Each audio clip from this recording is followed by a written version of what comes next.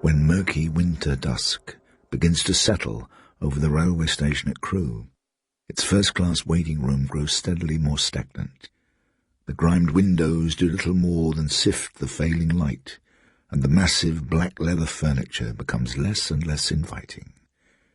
It appears to have been made for a scene of extreme and diabolical violence that one may hope will never occur. Things like this become exaggerated in memory, and the afternoon I have in mind is many years distant, but I certainly became more conscious of the defects of my surroundings when my fellow passengers hurried out for the down train, leaving me to wait for the up. And nothing, and nobody, as I supposed, but a drowsy fire for company.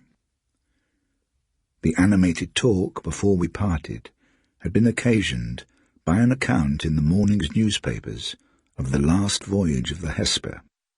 She'd come in the evening before, days overdue, and even her master had not refused to admit that certain mysterious and tragic events had occurred on board, though he preferred not to discuss them. He agreed, however, that his ship was at present in want of a second mate. But the voyage of the Hesper is now, of course, an old tale many times told, and I myself, having wearied of her mysteries, had decided to seek out the refreshment room, when a voice behind me suddenly broke the hush. It was an unusual voice, rapid, incoherent. I shifted my chair and turned to look. Evidently this, the only other occupant of the room, had until this moment been as unaware of my presence as I of his. He seemed for a moment to be in doubt even of what I was. "I'm sorry," I said. "I supposed—" "Merely what I was saying, sir, is that those gentlemen who have just left us had no more notion of what they were talking about than an infant in the cradle." "How so?" I said. "I'm only a landsman myself, but—" He shifted a little nearer, a smallish man, muffled up in a very respectable greatcoat, at least 2 sizes too large for him. "You don't have to go to sea for things like that. But they'll find out all right, all in good time." He glanced around him. "You know where you are in a place like this, though. It's solid." "Yes, I agree. It certainly looks solid." "Ah, looks. But what is your solid, sir?" With that he rose and seated himself opposite me, and I must confess that now that he was near, I did not much care for the appearance of this stranger. In spite of his admirable greatcoat, he looked in need of a barber, as well as of medicine and sleep, a need that might presently exhibit itself in a hankering for alcohol. But I was mistaken. He asked for nothing. He just wanted company, human company. He merely, it seemed, wanted to talk about himself, suddenly plunged into his past. "I was a gentleman's servant when I began, sir," he set off. "First boot boy, then footman, and so on. Never married. Petticoats are nothing but encumbrances in the house. But I must say, if you keep yourself to yourself, it sees you through in time. What you have to beware of is those of your own calling. Domestic. That's the same everywhere. Nobody's reached much past the cat and dog stage in that. Jealousy. And if you don't stay where you're put, there's precious little chance of pickings when the funeral's at the door. The last situation I was in was with the Reverend W. Summers, in the depths of the country. Just myself, a young fellow by the name of George, and a woman who came in from the village. How long the Reverend hadn't cared for females in the house I never knew, but he was attached enough to his sister. Quite a nice lady, but we had to look alive when she was in the house. Oh, yes, but that, thank God, was seldom. She never took to the vicarage. I can hear her now, Blake this and Blake that. Too dark, too vaulty, too shut in. Trees in the front, everlastings, though open behind with cornfields. You could see for miles from the upper corridor windows, small panes that take a lot of cleaning, but George did the windows. George had come from the village, nothing but a few cottages. Why the old church lay a mile away from it, I can't say. The Reverend had private means, naturally. I knew that before it came out in the will. He was a gentleman. Give him his books, and tomorrow, like yesterday, and he gave no trouble. Mind you, he liked things as they should be. Everything had to be punctual to the minute, and the good things good. I've never seen choicer fruit than came from his houses and orchard. Though it was here the trouble began. But it was an easy place, and fair prospects too, if you could wait. The Reverend told me himself that he'd remembered me in his will, if still in his service. You know how these lawyers put it. In fact, he'd given me to understand that if in the meantime any of us went elsewhere, the one left was to have the lot, but not death. There it turned out I was in error. But I'm not complaining. I've enough to see me through however long I'm left.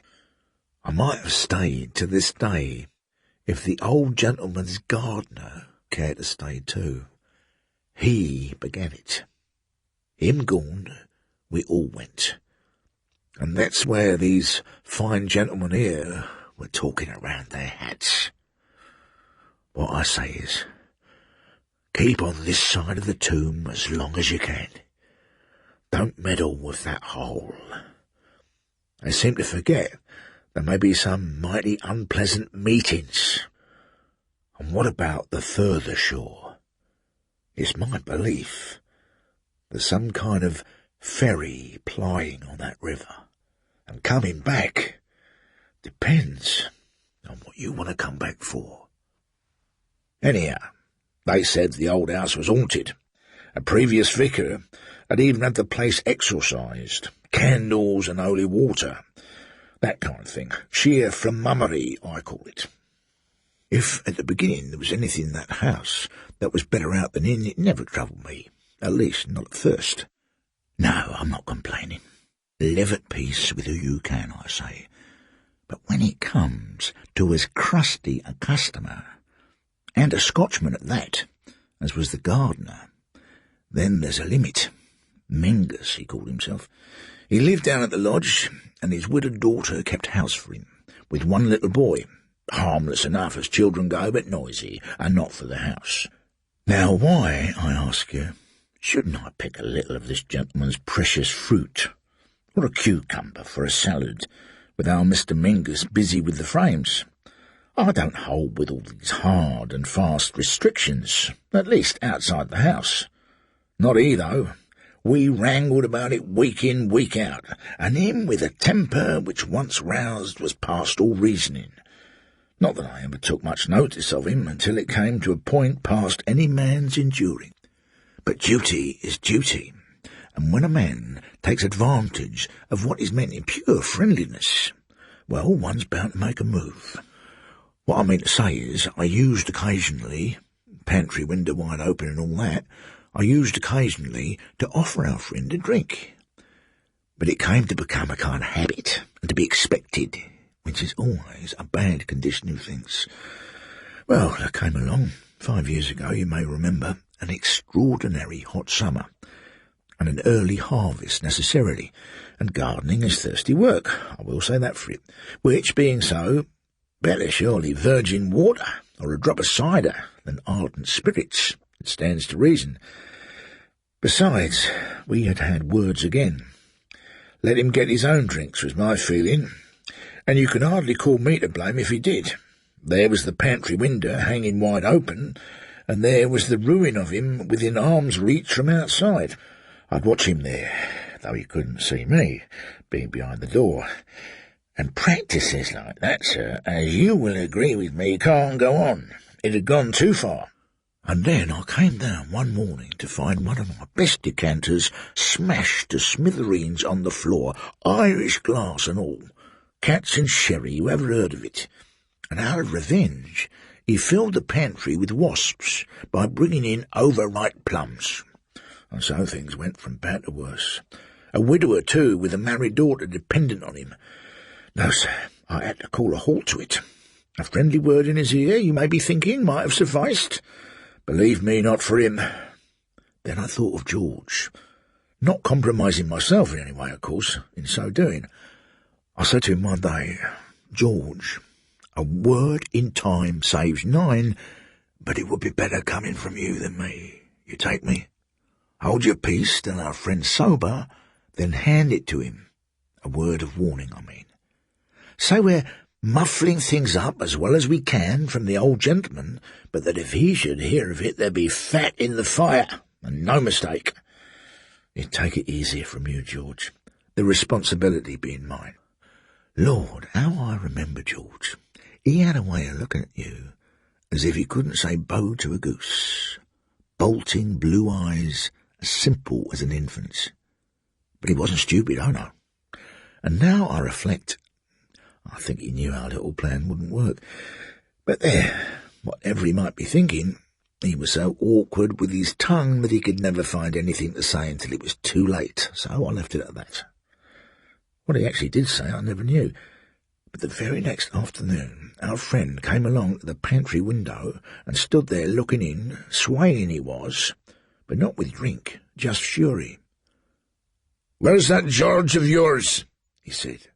"Fetch him out. I'll teach him to play the Holy Moses to my daughter. Fetch him out, and we'll finish it here and now." "I don't want to meddle in anybody's quarrels," I said pleasantly. "So long as George does his work as will satisfy my eye, I am not responsible for his actions in his off time." How was I to know, may I ask, if it was not our Mr. Menzies who had smashed one of my best decanters? "George is a quiet, unbeseeming young fellow," I said, "and if he thinks it's his duty to report any misgoings-on, either to me or to the Reverend, it doesn't concern anyone else." That seemed to sober my fine gentleman. Mind you, I'm not saying there was anything really wrong with him. He was a first-rate gardener, I grant you that. I noticed he was looking a bit pinched, hollow under the eyes, sleepless nights perhaps. But how was I to know his precious grandson was out of sorts with a bad throat, I ask you? "The best thing you and George can do," I went on, "is to bury the hatchet, and out of hearing of the house, too." With that, I turned away, leaving him to think things over. What else could I have done, sir? There was little light of day left in our cavernous waiting-room by this time, only the glow of the fire and the phosphorescence of the gaslights. "If he was anxious about his grandson," I ventured, "it might explain his short temper." "Well, sir, you'd hardly go as far as to say that anxiety over his grandson would excuse him for what was little short of manslaughter. Keeping facts as facts, if you'll excuse me, our friend waylaid George by the stables that evening, and a wonderful evening it was, shepherd's delight and all that. But to judge from the looks of the young fellow's face when he came into the house, there hadn't been much of that in the time they'd had together."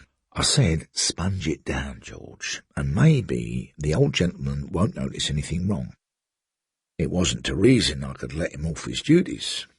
But as for the Reverend's not noticing it, there, as luck would have it, I was wrong.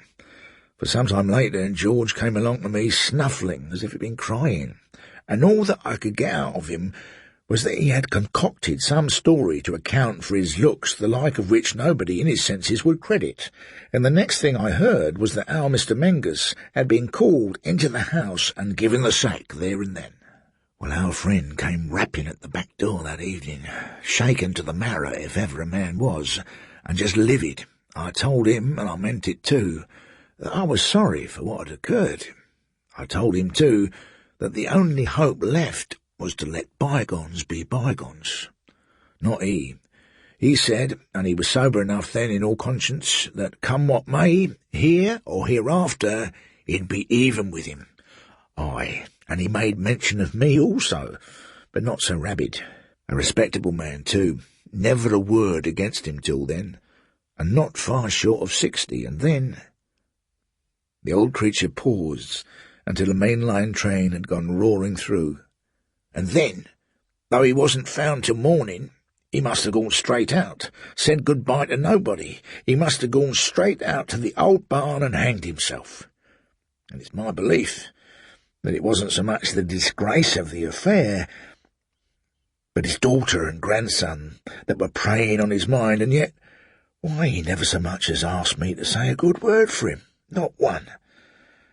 Well, that was the end of that, so far. And it's a curious thing to me how, going back over the past, clears everything up like, But at least for the time being. But it's what we were saying just now about what's solid that sets me thinking. I've been told, sir, that after cremation we amount to no more than what you could put into a walnut. And my point, sir, is this, that if that's all there is to you and me, we shouldn't need much of the substantial for what you might call the mere soul look of things, if you follow me, if we chose or chanced to come back. When gone, I mean. Just enough, I suppose, to be obnoxious, as the Reverend used to say, to the naked eye. But all that, being as it may be, the whole thing had tidied over, and George was pretty nearly himself again when I began to notice something peculiar. At first, maybe, a little more than mere silence. There was a strain, so to speak, as you went about your daily doings, especially after dark, and I could see that even George had noticed it, and he had hardly noticed a black beetle on a pancake. And then came something you could put word to. I'd gone out one evening after a broiling hot day to get a little air. I was thinking over what a curious thing is how one man's poison is another man's meat. For the funeral over and all that, the old gentleman had thanked me for all I'd done. You see, what had gone before had been a hard break in his trust of a man, and he'd looked up from his bed at me almost with tears in his eyes. He said he wouldn't forget it. He used the word substantial, sir, and I ought by rights to have mentioned that he was taken ill the night of the inquest, a sort of stroke, the doctor said, though he came round, I must say, remarkably well considering his age. Well, I've been thinking all this over as I walked back to the house along the field path, when I looked up, as if at a call, and saw, what I take my oath, I'll never remember to have seen there before, a scarecrow. A scarecrow, in the middle of the cornfield at the back of the vicarage. Nothing funny in that, you may say, but this was early September, and it didn't look like an old scarecrow either. It stood with its arms out and hat down over its eyes, bang in the middle of the field. I knew that field as well as I know my own face in the looking-glass. Then how could I have missed it? The following afternoon I stepped upstairs to have a look at it from the windows. There was less heat haze or something, and I could see it clearer, but not quite clear enough. So I whipped along to the Reverend's study, him being still, poor gentleman, confined to his bed. In fact, he never got up from it. I whipped along, I say, to fetch his binoculars, and I fastened them on that scarecrow. You will hardly credit me, sir, when I say it didn't look quite real.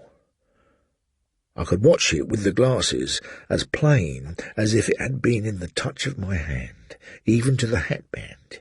It wasn't the first time I'd set eyes on the clothes, either, though I couldn't have laid name to them. And there was something in the appearance of the thing which wasn't what you'd expect of mere sticks and rags. I called George. His face was still discoloured, though his affair in the stable-yard was now a good 3 weeks old. Take a squint through these glasses, George, I said. Tell me what you make of that thing over there. George was a slow, dawdling mug, if ever there was one. But he fixed the glasses at last. Why, Mr. Blake, it's a scarecrow. Does the air around it strike you as funny at all? I asked him, quivering in a manner of speaking.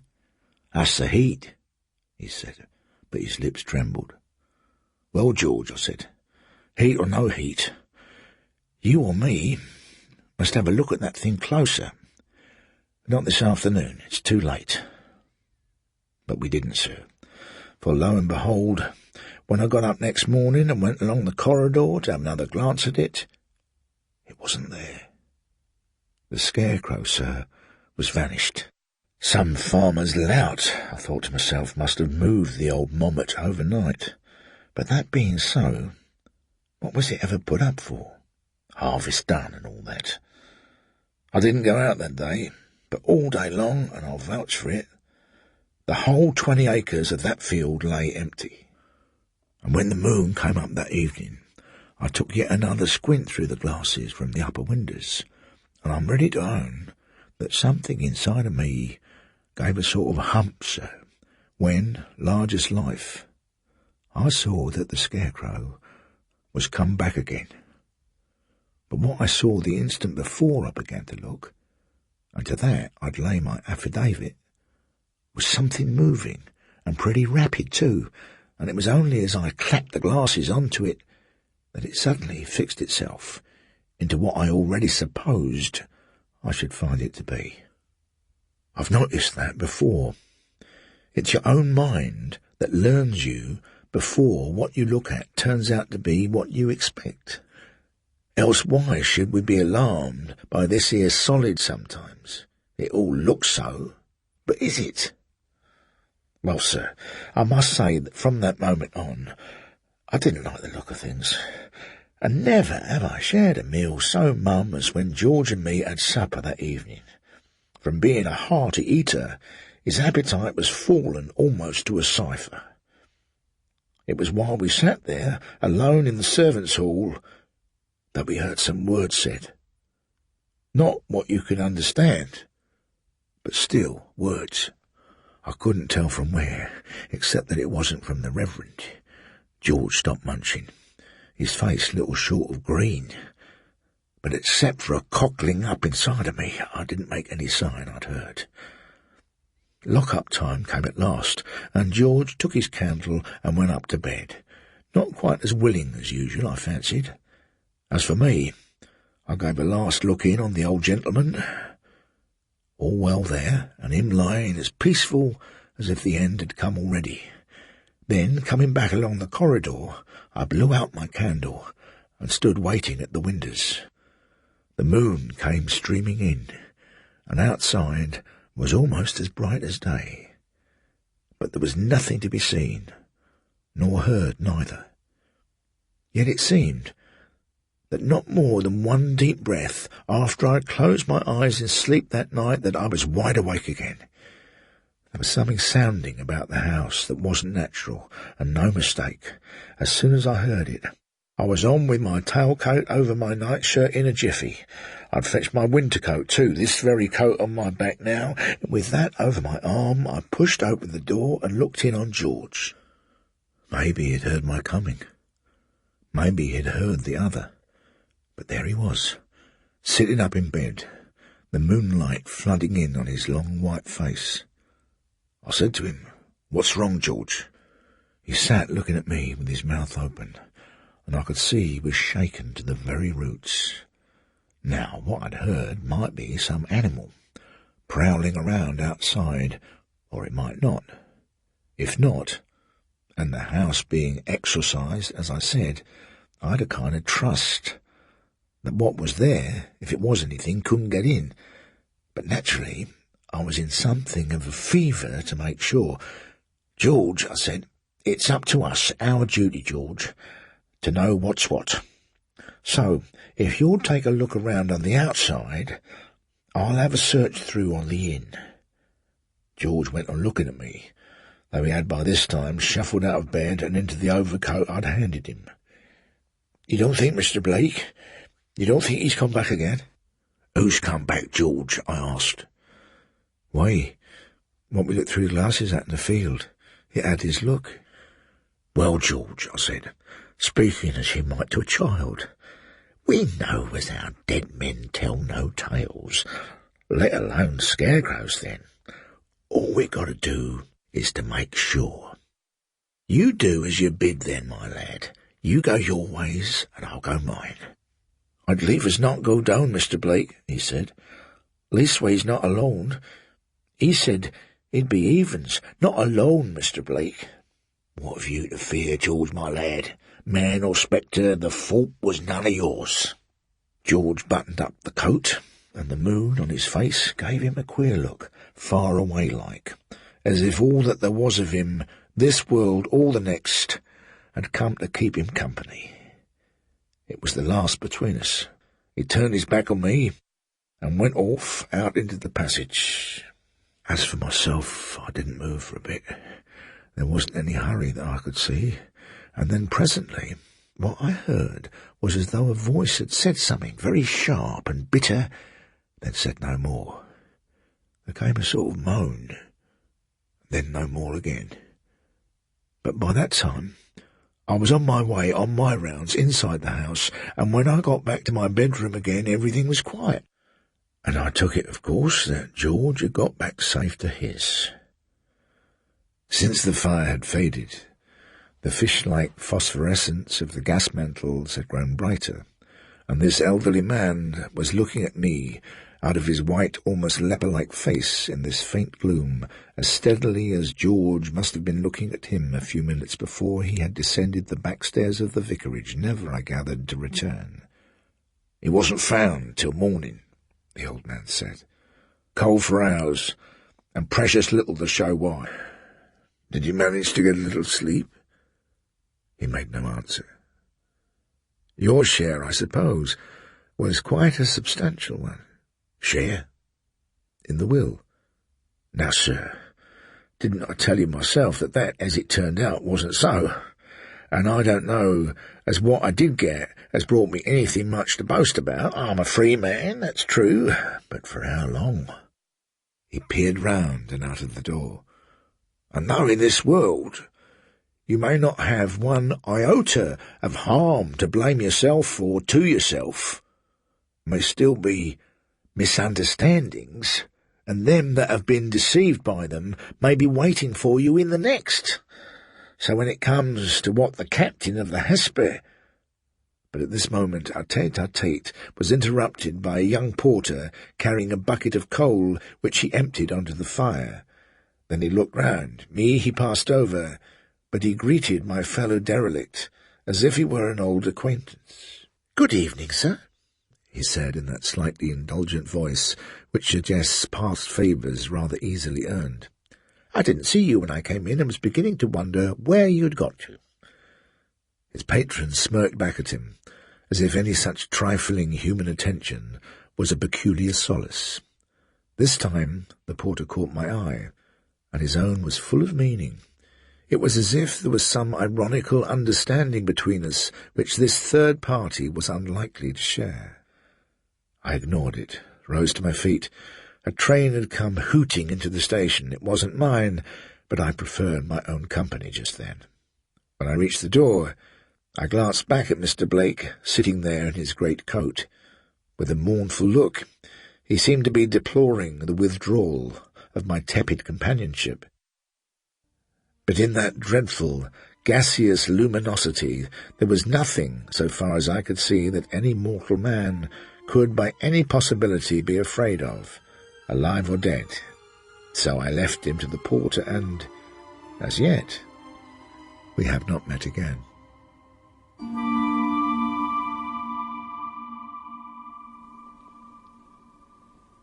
Crewe by Walter de la Mare was read by Kenneth Cranham. The story was abridged by Doreen, Estall and produced by Lawrence Jackson. Tomorrow's tale involves